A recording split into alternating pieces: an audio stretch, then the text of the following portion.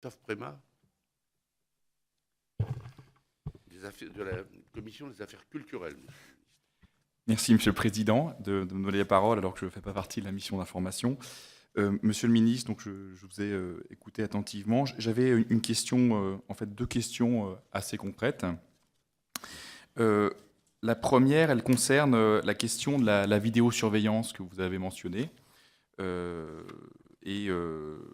Vous avez dit à juste titre d'ailleurs qu'elle répondait souvent à un sentiment de sécurité. Moi, ce qui m'apparaît, c'est que je n'ai pas trouvé d'indicateur de performance qui soit relatif à ces dispositifs de vidéosurveillance. Et vous insistiez à juste titre sur la nécessité d'avoir des actions de prévention concertées sur le terrain de la proximité.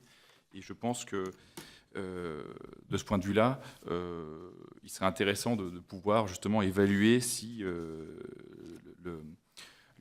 l'efficacité réelle de ces dispositifs de vidéosurveillance, puisqu'on sait qu'en réalité, elles éloignent un petit peu le citoyen des forces de sécurité, alors qu'il y a quand même un besoin de confiance qui est important. Donc c'était la première question, à savoir si on pouvait davantage favoriser des actions de prévention sur le terrain que d'investir sur ces dispositifs de vidéosurveillance.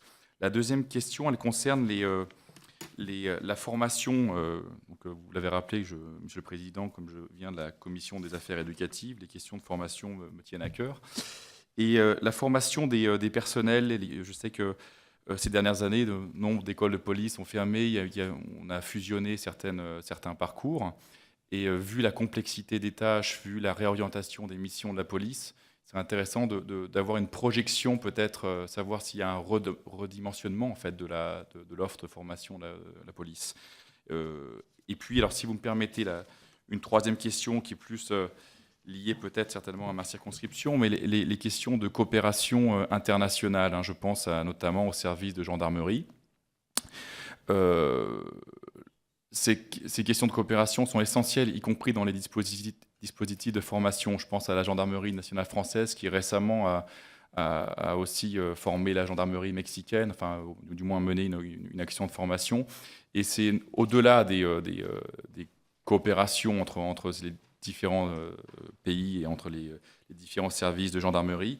Il y a aussi l'action de lutte concertée contre certains trafics, notamment le trafic des médicaments qui devient quelque chose d'assez inquiétant. Et vous en aviez d'ailleurs touché deux mots. Je vous remercie.